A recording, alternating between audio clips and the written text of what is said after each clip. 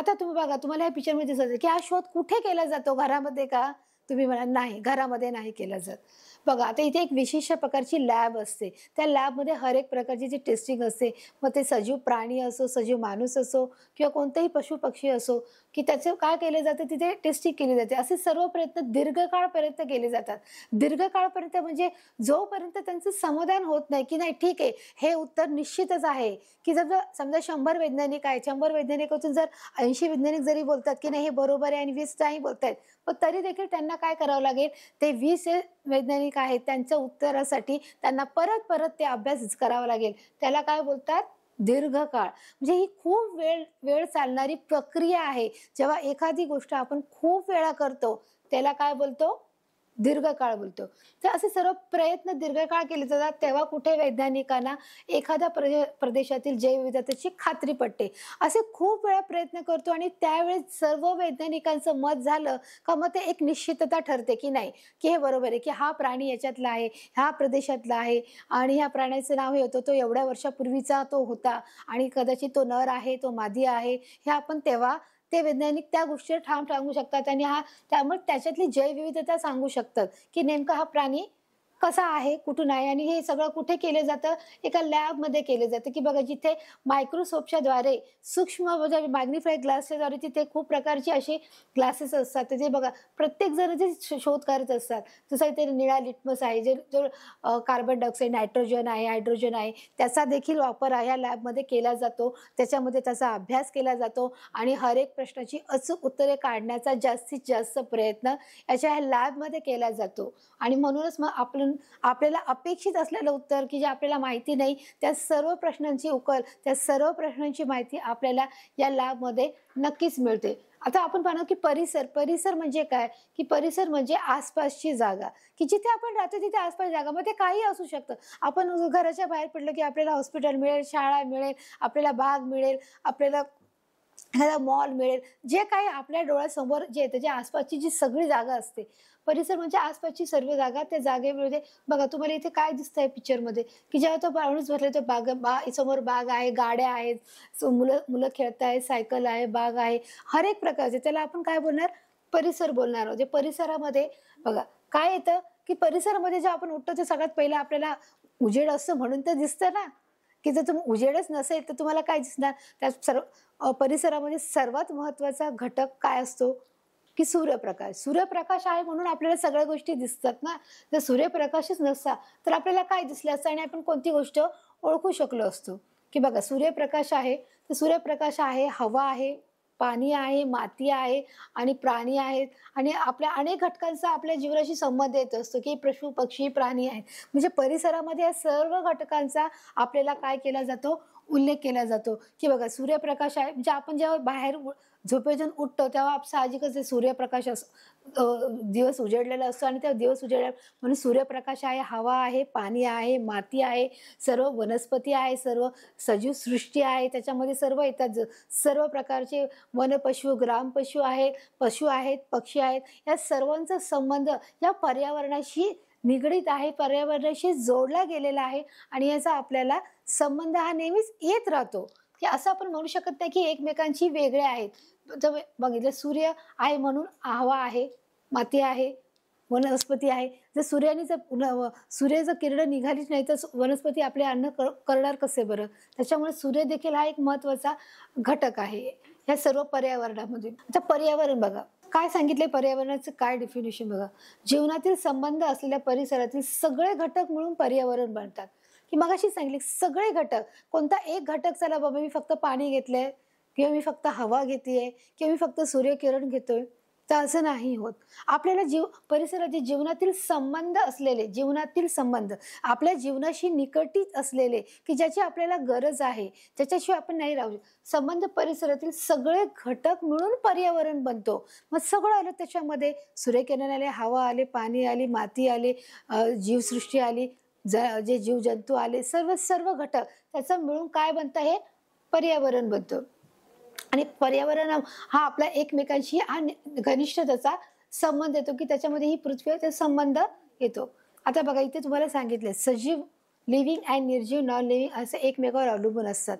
आता आपला हा घटक बघा झालं आहे मागच्या भागामध्ये. सजीव आणि निर्जीव म्हणजे काय? सजीव म्हणजे ज्या गोष्टी आपल्या डोळ्यांना दिसतात, ज्या गोष्टी हलू शकतात, बघू शकतात, पाहू शकतात, एका ठिकाणाहून दुसऱ्या ठिकाणी जाऊ शकतात, अशा सर्व गोष्टींना सजीव म्हणतात. पण निर्जीव म्हणजे काय? ज्या गोष्टी एका ठिकाणाहून दुसऱ्या ठिकाणी जाऊ शकत नाही, हलू शकत नाही, पाहू शकत नाही, बघू शकत नाही, जेवू शकत नाही, ह्यांना निर्जीव असे म्हणतात. पण तरी देखील हे एकमेकावर अवलंबून असतात. तुम्ही म्हणाल कसं काय? जर निर्जीव आहे तर कसं काय अवलंबून? त्याचा काय संबंध आहे? तर ते पुढे त्याचं परत घटक सविस्तर आहे. सजीव आणि निर्जीव हे एकमेकावर कशा प्रकारे अवलंबून आहेत, आता आपण हे थोडक्यामध्ये पाहणार आहोत. बघा, आता इथे तुम्हाला काय काय दिसत आहे बघा, की यांच्यामध्ये काही देवाणघेवाण म्हणजेच आंतरक्रिया होत असते, की सजीव आणि निर्जीव या दोन घटक आहे. या दोन घटकामध्ये जे जे सजीव जे पृथ्वीवर जिवंत आहेत ते, आणि जे मेलेले आहेत, जे जमिनीवर आहेत, जे मृत आहेत ते, या दोघांचा त्यांची एक आंतरक्रिया होत असते. दोघांचा परस्पर देवाणघेवाण होत असते. त्यांची आंतरक्रिया होत असते. त्यालाच काय बोलतात? आंतरक्रियेला काय बोलतात? इंटरॅक्शन. इंटरॅक्शन म्हणजे त्यांची एकमेकांबरोबर आंतरक्रिया होत असेल, देवाणघेवाण. त्याचा अभ्यास पर्यावरणशास्त्रात केला जातो. बरोबर आहे? की त्यालाच म्हणणार पर्यावरणशास्त्र. त्याचा अभ्यास पर्यावरणशास्त्रामध्ये केला जातो. ही देवाणघेवाण कोणाबरोबर होते? की बघा, आता ही कुणाबरोबर होते? ती अन्न साखळी. आता बघा पुढील चित्र पाहिजे, त्याला एक अन्न साखळी म्हणून नाव दिलं गेलं आहे. आता बघा इथे काय सांगितलं आहे? गवत व पाने अळी खाते. आता आपण बघा या चित्राच्या द्वारे समजून घेऊ अन्न साखळी म्हणजे काय. की बघा, हा कोण आहे? पक्षी आहे. हा पक्षी कोणाला खातो आहे? नाकतोड्याला. आणि नाकतोडा कोणाला खातो आहे? अळीला. आणि अळी कोणाला खात आहे? पानाला. ही अन्नाची काय आहे? साखळी आहे. की एक जीव दुसऱ्या जीवावर काय आहे? अवलंबून आहे. बरोबर? की आता तुम्ही म्हणाल की कसं काय? की बरोबर आहे. की पण सगळ्यात पहिला घटक जसं मी सांगितलं होतं, की वनस्पती आपल्या पर्यावरणातला सगळ्यात प्रमुख घटक आहे वनस्पती. वनस्पती आहे म्हणून अळी आहे. अळी आहे म्हणून नाकतोडा त्याला खातोय. नाकतोडा आहे म्हणून त्याला पक्षी खातोय. आपण उलट रिव्हर्स केले आहे. बरोबर आहे? की पक्षी कोणाला बघा, परत एकदा आपण समजून घेऊया. वनस्पतीला कोण खात आहे? अळी खाते. अळीला कोण खात आहे? नाकतोडा खात आहे. नाकतोड्याला कोण खात आहे? पक्षी खात आहे. बरोबर आहे? म्हणजे ही अन्नाची काय झाली आहे? साखळी झालेली आहे. बरोबर? म्हणजे एक जीव दुसऱ्या जीवावर काय करत आहे? अवलंबून आहे. अजून स्पष्ट करण्यासाठी बघा, आपल्याला अजून काही पिक्चरमध्ये तुम्हाला मी क्लिअर होईल की नेमकं काय आहे. अन्न साखळी म्हणजे काय? की इथे तुम्हाला काय दिसत आहे? सूर्यप्रकाश.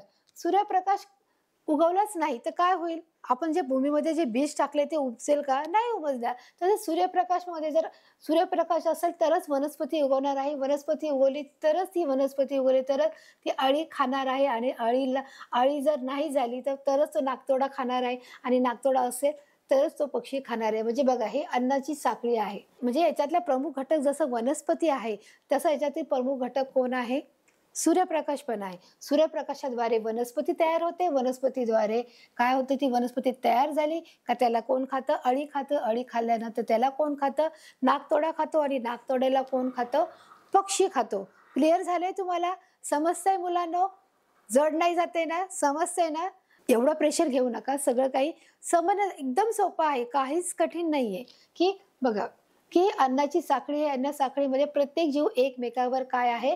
आधारित आहे. आणि एक जीव दुसऱ्याच्या जीवावर अवलंबून असतो, की मला याला खायचं आहे, मला याला खायचं. जर वनस्पतीची वाढच नाही झाली तर याला खाणारच कसं?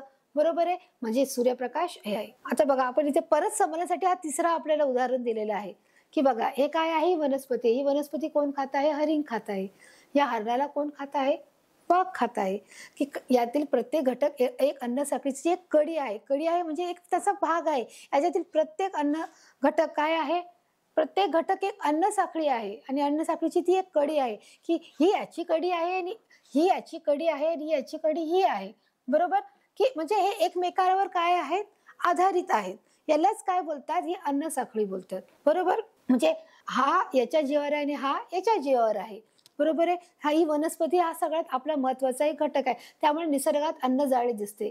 आणि हे आहे म्हणून अन्नाची एक जाळं आहे, की हे एकमेकांवर आधारित आहे. की हा सूर्यप्रकाश उगवलाय म्हणून वनस्पती आहे म्हणून हरिण आहे. आणि म्हणून हरिण खातो आणि हरिण खातोय म्हणून वाघ त्याला खात आहे. हे सगळं याच्यात अन्न साखळीतील मुख्य अन्न काय आहे? वनस्पती आहे. बघा, मी वारंवार सांगत आहे की अन्न साखळीतील मुख्य अन्न काय आहे? वनस्पती आहे. वनस्पतीद्वारे हर एक गोष्टीचे काय होते? की अन्न साखळीला काय होते? प्रयोजन केलं जातं. आता ते कशा प्रकारे हे बघा, आता तुम्हाला इथे मोठ्या चित्रामध्ये दिसत जाते की आता बघा, जर सूर्यप्रकाश आहे, सूर्यप्रकाश काय करतो बघा, सूर्यानी किरण दिली, सूर्यप्रकाश दिला म्हणजे तो हर एक वनस्पतीला काय करतो, तिथे जन्म देतो. बघा कोणत्या झाडा झुडपात कोड्या कोपरीमध्ये अशी छोटे छोटे गवत येतं, रोपटे येतं, बरोबर आहे. कुठे असं रोपटे येतं, कुठे एवढं मोठं झाड तयार होतं, इथे कुठे फंगस, तसं त्याच्याप्रमाणे ते झाड उगवलं होतं. इथे त्यांनी काय केलं, एक छत्री तयार केली, इथे त्यांनी काय केलं आहे, ज्याला ते बोलतात मशरूम बोलतात, ते बनले आहे. इथे फुलं बनली आहेत, एक वेगवेगळ्या प्रकारची फुलं बनली आहेत. सूर्यामुळे आपण फळं जे आपण फ्रूट खातो ते बनले आहेत. मग ह्या सगळ्या गोष्टी सूर्यामुळे होतात, बरोबर. बघा या सगळ्या गोष्टी. मग आता आता ज्या गोष्टी ह्या सूर्यामुळे झाल्या, त्या उगवल्या गेल्या, वनस्पती उगवल्या गेल्या, त्या वनस्पतीमुळे, त्या फुलामुळे, त्याच्यावर देखील आधारित बघा काय काय आहे आधारित. बघा ही वनस्पती आहे की बाबा ही माशी आहे, ही माशी आहे, ही अट्रॅक्ट करते.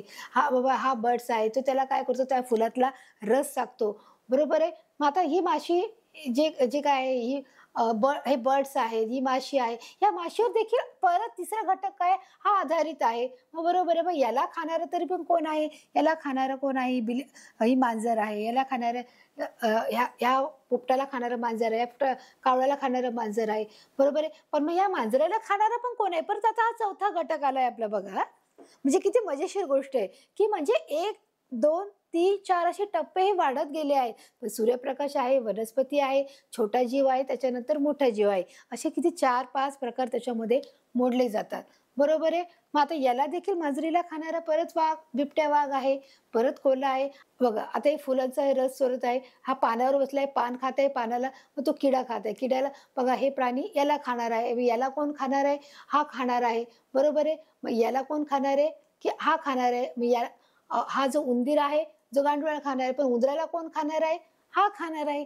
म्हणजे हर एक जीवसृष्टी, प्रत्येक सजीवाला लागणारे अन्न हे पर्यावरणातून मिळते, ज्याला आपण इन्व्हायरमेंट असे म्हणतो. जे इन्व्हायरमेंट म्हणजे परिसर, जो पर्यावरणातूनच त्याला मिळत असते. म्हणजे हर एक सजीव दुसऱ्या सजीवाला अवलंबून असतो, त्यालाच आपण काय बोलतो, अन्नसाखळी असे बोलतो. ही अन्नसाखळी ही कायम चालू राहते, त्याच्यामध्ये जराही खंड पडत नाही, हा आणि ही सततची चालणारी प्रक्रिया आहे. बघा आता काही जे सजीव असतात ते फक्त काय खातात, जे बोलतात ना शाकाहारी खातात, ते फक्त गवतच खातात. पर्यावरणातील अनेक प्राणी फक्त वनस्पती खातात. म्हणजे त्यांना असं मारून खाल्लेलं एखादा पशु, एखादा प्राणी ते खाल्लेलं आवडत नाही, ते फक्त वनस्पती खातात.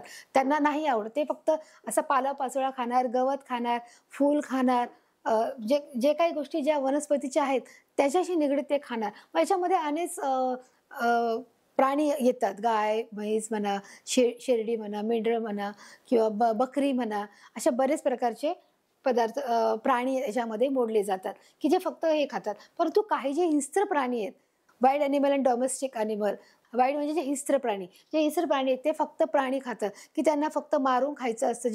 जे कोणताही प्राणी असो, जो जी छोटी बकरी असू दे, शेळी असू दे, बेडरी असू दे, छोटा हरण असू दे, कोणताही असू दे, की ते हे काय करतात, मारून खातात. आणि वनस्पती खाणे प्राणी खाऊन इतर प्राणी जगतात आणि ते दुसऱ्या वनस्पतीच्या प्राण्यांना खाऊन हे प्राणी जगत असतात. म्हणजे किती विशेष गोष्ट आहे ना, की जे काही व्यक्ती आहेत, ते प्राणी आहेत, ते वनस्पती खातात आणि जे वनस्पती खाणारे जे प्राणी आहेत त्या प्राण्यांना खाऊन ते लोक त्याची शिकार करतात. आता बघा इथे काय सांगितलंय, पाणी व हवेतील कार्बन डायऑक्साईड वापरून वनस्पती सर्वप्रकारे स्वतःच्या अन्न स्वतः तयार. एखादी वनस्पती जर तयार करायची असेल, एखादं झाड आपण लावलंय, तर ते झाड कशा प्रकारे निर्माण होतं, की त्याला सर्वात प्रथम आपण काय करू शकतो, सूर्यप्रकाश हवा, हवा पाहिजे, पाणी पाहिजे आणि हवेतील कार्बन डायऑक्साईड, ह्या सगळ्यांची सांगड असल्याशिवाय वनस्पती तयार होऊ शकत नाही. आपण जर बोललो एखादं झाड आणलं आणि मी एका कोपऱ्यामध्ये लावलं, तर ते झाड काय उगवणार नाही. त्याला पुरेसा सूर्यप्रकाश हवाय, त्याला पुरेसा पाणी हवाय, त्याला पुरेसा हवा हवाय आणि थोडं कार्बन डायऑक्साईडची पण त्याला गरज आहे ना. मग या चारीचा जेव्हा संगम होतो, तेव्हा तेव्हा जेव्हा ते झाडाची वाढ होते, जे झाड वाढतं, तेव्हा ते झाड ऑक्सिजन बाहेर सोडतं, बरोबर आहे. आणि मग आपण जेव्हा बोलतो ना, की जेव्हा आपण झाडाच्या जवळ जातो, तर झाड काय करतं, दिवसा ऑक्सिजन बाहेर सोडतं आणि जेव्हा तेच झाड रात्री काय करतं, कार्बन डायऑक्साईड बाहेर सोडतं. म्हणून आपल्या घरातले आईवडील बोलतात ना, की रात्री झाडाजवळ जाऊ नको. का जाऊ नको, काही भीती नसते, परंतु तो रात्री कार्बन डायऑक्साईड हा आपल्या शरीरासाठी काय असतो, तो घातक असतो आणि त्याच्यामुळे आपण रात्रीचं झाडाजवळ जात नाही, परंतु दिवसा झाडं हे काय करतात, ऑक्सिजन रिलीज करतात आणि तो आपल्या शरीरासाठी खूप महत्त्वाचा असतो. म्हणून हे अशा प्रकारे याचं जी प्रक्रिया असते ती होत राहते. म्हणून काय सांगितलंय, म्हणजेच प्रत्येक अन्नसाखळीचा आधार ही परत वनस्पती आली. बघा, आपला फिरून फिरून प्रश्न हा फक्त वनस्पतीवरच येत आहे, की वनस्पती या पाठाचा, या पर्यावरण संतुलन या पाठाचा एक महत्त्वाचा, किती मोठा महत्त्वाचा घटक आहे तुम्हाला समजलं असेल, की बघा सूर्यप्रकाश, कार्बन डायऑक्साईड, ऑक्सिजन आणि पाणी आणि वनस्पती हे महत्त्वाचा भाग आहे. पर्यावरणाचे संतुलन कशा प्रकारे राहते, आता बघा पर्यावरणाचे संतुलन परत एक अन्न साखळीचा प्रकार आहे, की बघा की कशा प्रकारे तुम्हाला अजून एक उदाहरणं दिलेली आहेत, की ते अधिक तुम्हाला समजण्यासाठी, की म्हणजे तुम्हाला कन्फ्यूज व्हायला नको, की बाबा मला नाही समजत आहे. तर त्यांनी अशी बरीचशी उदाहरणं तुम्हाला या पाठामध्ये दिलेली आहेत, की ती तुम्हाला अगदी सहजरित्या समजले येतील. बघा इथे काय दिलंय, की हे कणीस आहे, हे कणसाला कोण खात आहे? उंदीर खाते. पण या उंदराला कोण खात आहे? घुबड खात आहे. म्हणजे ही अन्नाची साखळी आहे, बरोबर? आता ही तुम्हाला काय दिसत आहे? गाजर आहे. या गाजराला कोण खात आहे? रॅबिट. ससा खात आहे. सस्याला कोण खात आहे? कोल्हा खात आहे. कोल्ह्याला कोण खात आहे? माकड खात आहे. म्हणजे एक एक जीव दुसऱ्या जीवावर काय आहे? आधारित आहे. अन्नाची परत साखळी आहे. आता बघा आपला महत्त्वाचा घटक आहे वनस्पती. बघा आता या वनस्पतीला कोण खात आहे? नागतोडा. नागतोड्याला कोण खात आहे? बेडूक खात आहे. पण या बेडकाला कोण खात आहे? नाग. आणि नागाला, सापाला कोण खात आहे? गरुड.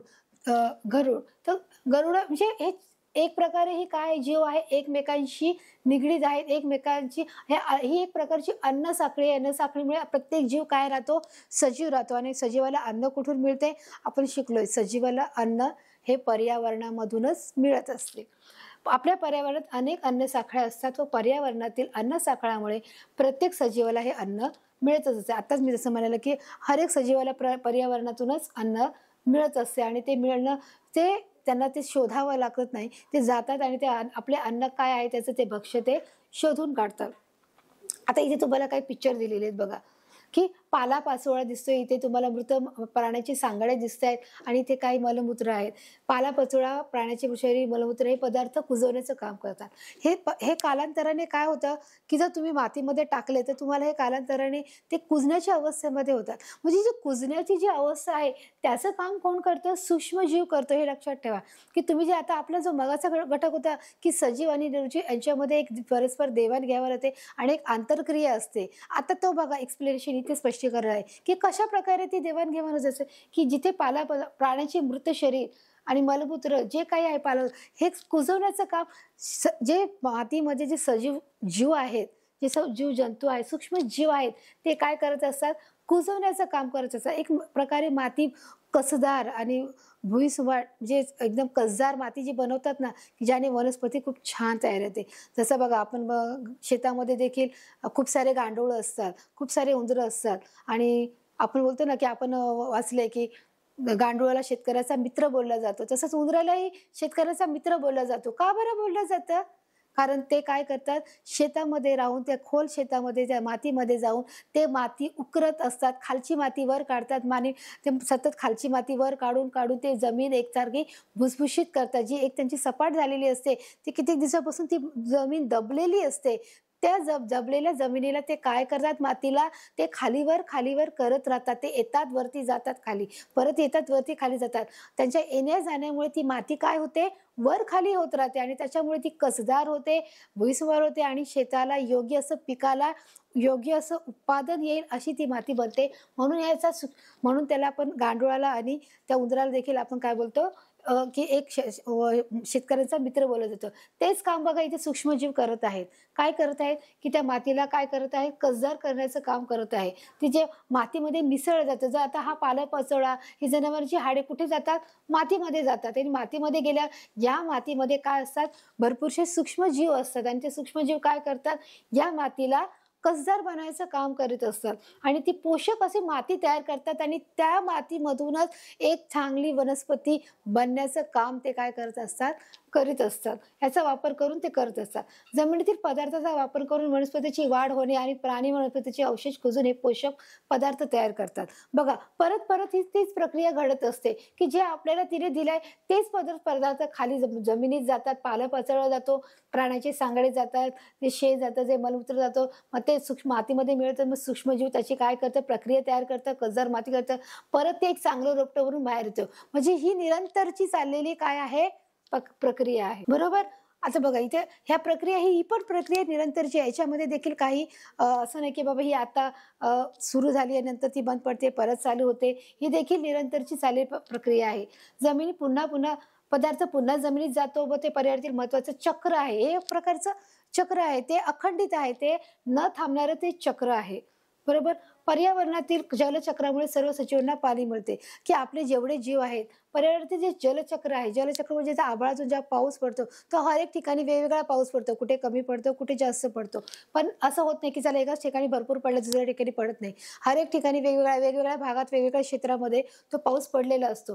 हे ना एक जलचक्र असतं, की ते कधी कमी भागात, तर कधी जास्त प्रमाणात. पण सर्व सजीवांना म्हणजे सर्व सजीव म्हणजे त्याच्यामध्ये सर्व प्रकारचे सजीव आले. मनुष्य सजीव आले, प्राणी आले, पशु आले, पक्षी आले, सर्व प्रकारचे सजीव आले, की त्यांना हर एक प्रकारचे मुबलक प्रमाणामध्ये पाणी मिळत असते. आणि म्हणून जसे सजीव जीवनासाठी वातावरणातील ऑक्सिजनचा वापर केला जातो. आता तुम्हाला मागे सांगितलं सजीव जर जिवंत राहायचं असेल तर आपल्याला ऑक्सिजनची अत्यंत महत्त्वाची गरज आहे. ऑक्सिजनशिवाय मनुष्य जिवंत राहू शकत नाही. ऑक्सिजन हा आपल्या जीवनातला अविभाज्य घटक आहे. तो आपल्या जीवनाला पुरेसा आहे आणि तो लागतोच लागतो. म्हणून आपल्यासाठी ऑक्सिजन हा खूप अत्यंत महत्त्वाचा घटक आहे. बघा आता वनस्पतीमधून त्यांनी सोडलेला कार्बन डायऑक्साईड वायू वापरून वनस्पती त्याचे अन्न तयार करतात. हे आपण शिकलो, की हवेमधला असलेला कार्बन डायऑक्साईड वापरून वनस्पती काय करतात, स्वतःचे अन्न स्वतः तयार करतात. त्याच्यामध्ये सूर्यप्रकाश आला, हवा आलं, पाणी आलं आणि हवेतील कार्बन डायऑक्साईड वापरून वनस्पती काय करतात, स्वतःचे अन्न हे स्वतः तयार करून ऑक्सिजन बाहेर सोडला जातो. एक ऑक्सिजन तयार होतं त्याच्यामधून. या क्रियेत निर्माण होणारा ऑक्सिजन हा पुन्हा वातावरणात मिसळतो आणि हे देखील एक चक्र काय आहे, पुन्हा तेच तेच तयार होतं.